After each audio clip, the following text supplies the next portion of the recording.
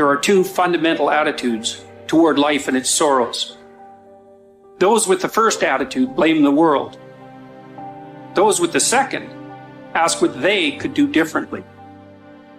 It's much easier and much more gratifying to your basest desires to blame someone else for your misery. Life is full of ups and downs, disappointments, failures, obstacles, and stumbling blocks. Trust me when I tell you that you will need to be mentally tough to overcome and conquer some of the hurdles life will throw your way.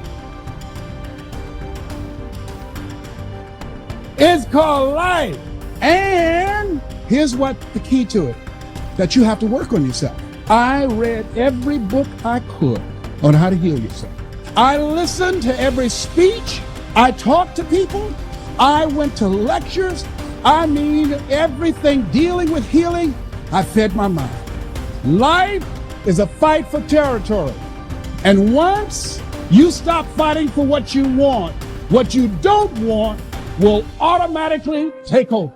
You are the only person that can encourage you to get back up. Look in the mirror right now and tell yourself, I will fight through this. I will make it, and I won't give up. Life, you thought you had me down. But this is the moment I change my mind. I won't let anything keep me down. When you want something new and fear pipes up and tells you can't have it, you gotta say, yes, I can. When you want to try something new and fear pipes up and tells you shouldn't do it, you gotta say, yes, I should. When you want to go somewhere new or be with someone new and fear pipes up and says you won't do it, you gotta say, yes, I will. I will never quit, because if you quit, you're done. You may still be alive walking around on this earth. You're done. I will never quit. I will persevere and I will thrive on adversity. My team expects me to be physically harder and mentally stronger than our opponents. I hold myself to that standard. I will be physically harder and mentally stronger than anything that comes against me, my family, my business, my brothers, my sisters, my team. I will be the one that is physically harder and mentally stronger, and I will work to maintain that position. You won't beat me. If knocked down, I will get back up every single time. Every day, it's a selling job on you. It's possible. I can do this. I can make this happen. No matter how bad it is or how bad it gets, I'm going to make it. It's possible.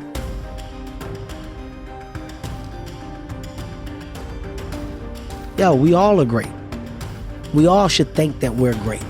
There's no reason for you to not think that you're great. If you don't think you're great, ask yourself why. Why don't you think the highest of yourself? When you do, people have no choice but to follow suit. You have no choice but to follow suit. Well, a lot of people, they base it on their past. They base it on the life that they've experienced up until this moment. Makes you better. Yeah, it does make you better. Makes you better, makes you smarter. Yeah. A life They need to with no hear a guy rocks. like you say it. Yeah, man. That's what's interesting about it. That's what's interesting about life. You can hear a guy like you say that, and then it changes your perspective, and then you'll go out and take action that you might not have taken before. I got a 585 on my SAT, Confessions. They give you 400 for putting your name on the paper. It's a true story. I guessed ABACADA. I did abacadabra all the way down. True story. Swear to God. Hand on my mother's grave. ABACADA. All the way down. I didn't care because it was a class trip that same day. I wanted to go Great Adventure. Was told that not taking my SAT seriously would prohibit me from furthering myself. That's what I was told. At the moment, I said, maybe I should have applied myself. Maybe I should have did differently. When I saw all my friends get their test scores back and they were ecstatic. 800s, 900s, 960s. Everybody's going to college. I felt like the biggest idiot in the world. The biggest idiot in the world. Because the same people that I went and rushed to go to Great Adventure with, they had taken the SAT the week before. They already got their work done. They did everything they were supposed to do. So that moment of fun was real fun for them. I was the only dumbass that didn't prioritize and take care of my shit. So I'm the only one going to community college. Everybody else off to Villanova, Temple University, Drexel University. God damn. I just got left behind. Why didn't y'all tell me that y'all did it the week before? How come y'all ain't tell me that we was serious about the college? Y'all ain't tell me y'all was trying to go to Temple or Drexel? Oh, wait. It's because my life isn't their life. They're focused on themselves. Wow, they're doing what they're supposed to do. Hey, Jack. Go sit by yourself and figure it out, because this is where you should be. Lesson learned. Any opportunity given should be taken serious from this point. Because if not, you can find yourself feeling just like this.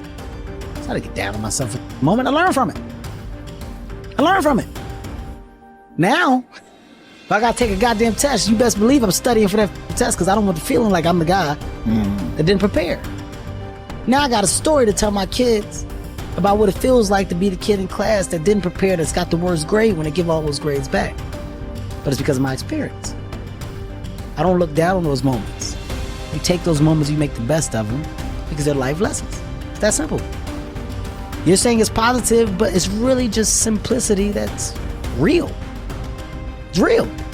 It's real, and it's your life experience, and it's your life's lesson.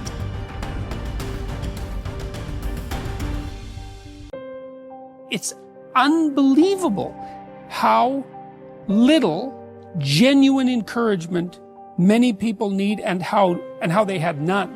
No one ever said to them and meant it. It's not okay for you to be a weak loser. It's not okay. And the reason it's not okay is because you could be way more than that. And it's a crime, an ethical crime, for you to allow all that necessary potential to go to waste. It hurts you, it hurts your family, it hurts the world.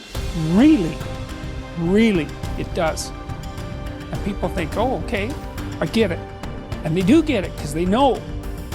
If you want to know something about yourself, sit on your bed one night and say to yourself, you got to mean this, like you got to be desperate. This is no game, this. It's like, my life is not everything I want it to be, and perhaps it's not everything that I need it to be. And by need, I mean my life is so unbearable that the suffering that's attendant upon that is make me nihilistic, cynical, bitter, resentful, homicidal, genocidal, unable to have a good relationship, prone to punish people for their virtues because of my jealousy, driving the proclivity to see evil everywhere except within my own heart. Like, these are problems, man. And you ask yourself, you sit on your bed and say, okay, man, I'm ready to learn something. Like, what's one thing I'm doing wrong that I know I'm doing wrong, that I could fix, that I would fix? It's like, you meditate on that, you'll get an answer. And it won't be one you want, but it'll be the necessary one. You know, and it's often something that will point you to small things. So Carl Jung said, people in the modern world don't see God because they don't look low enough. And so imagine you're in your messy bedroom, you know, and you're sitting on the edge of the bed trying to have an honest dialogue with yourself. And the little voice says, you know, it's pretty disgusting in here. And you think, well, I'm way above such trivial niceties as organizing my room. Well, that's pride. That's arrogance. If you're above organizing what's actually yours, how in the world are you ever going to organize anything else? And so you get on your knees and you think, well, it's time to, you know, take a brush to the toilet. And maybe that's where you start. And that works. Like, that works. You start making those micro improvements, like real micro improvements, real on the ground, actual micro improvements, the things you know that are wrong, you'll improve unbelievably rapidly. What's really interesting is self-value, real self-worth, comes from doing hard things. We keep talking about self-love. We keep talking about loving yourself, believing in yourself. That happens naturally when you go through something difficult. Everyone who's listening right now, I guarantee you, has been through something difficult. Maybe they lost a friend. Maybe they've been through cancer. Maybe they lost their job and had to rebuild. Maybe they completely got destroyed during the pandemic and had to figure everything out with their health. The point is, we've all done hard things, and self-worth and self-value comes from recognizing the hardship you've been through and the growth that you made during that time. Now, if you're someone who's listening and saying, Jay, well, I'm not sure I've been through anything that challenging, well, that's your challenge. Go and figure out what it is that you want to do that's hard. Is it developing a new skill? Is it getting a qualification? Is it starting that business or dream that you've always wanted to do? What's that difficult thing you're going to do on your own, with your friends, with the support of whoever's around you, but not with the crutch or the handicap of a partner? What are you going to build as a skill, as a tool, as a value yourself that's going to make you say, I've done something? And that's the beginning of it. The beginning is, I've done something and I did that and I can do that. And when you do that, yes, there's going to be, you're going to validate the wrong things. You're going to give yourself praise for the wrong things. You're going to go through ego. You're going to do all of that. But there's still a belief of, I can do hard things. I can do hard things by myself. And I know what value I bring to a relationship. Most people don't want to be really wealthy. What they do want is they don't want to have any financial concerns. If they want to buy a new suit, they can go and get one. If they want to take a trip, they can take the trip. If they want a new car, they can get the new car.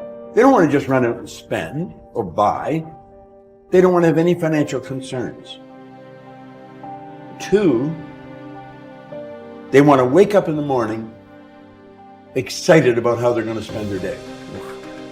And the 3rd, they want to mix with people who are upbeat and creatively productive.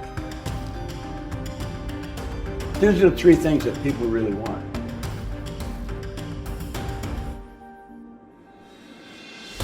Well, a friend of mine spent 18 years studying the biographies of more than 500 men and women who had started with nothing and became successful.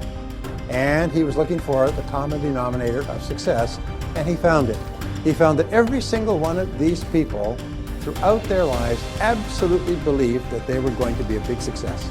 They absolutely believed they were going to be a big success when they grew up, and no matter what happened to them in their adult lives, and they never lost sight of that. Like the 3 wise men following the star, they felt that everything that happened was part of the process. Every setback was a lesson. Every pain was something sent to teach them something that would be helpful, and they never stopped believing in themselves. So if you could buy one belief, the belief is this, is that you are destined to be a big success, that you have incredible potential, that you're surrounded by incredible opportunities, and that you're going to be a huge success in life, and everything that's happened up to now is part of your preparation. So challenge your self-limiting beliefs. Don't ever say, I can't do that, or I'm not good at that, or something else. No, wait and say, wait, what if that's totally false? What if deep down inside you have the ability to be extraordinary at something that's important to you? Whether it's skiing or skydiving or mathematics or selling or earning money or running a business. You probably have more ability than you could dream of, but don't sell yourself short. Now in the Bible it says, according to your faith it is done unto you. It's one of the most important principles of the New Testament. In the Old Testament it says, as a man thinketh in his heart, and the heart stands for the subconscious mind, which means a deep belief, so is it, or so is she. William James says, beliefs create the actual fact. Is that if you have the belief, it actually becomes the fact, because you always act in a manner consistent with the belief, and as a result, you get the results consistent with your actions. And you can control your beliefs. Is it easy to change your beliefs, especially old negative? No, it's not easy. Is it possible? Absolutely. Is it easy to lose weight? No. Is it possible? Of course it is. If you want to become successful in life, young man, he said, number 1, you got to change your mindset. He said, you don't get in life what you want, you get in life what you are. Number 2, practice OQP, only quality people. You earn within $2,000 to $3,000 of your closest friends. And the 3rd thing he said, develop your communication skills, because once you open your mouth, you tell the world who you are.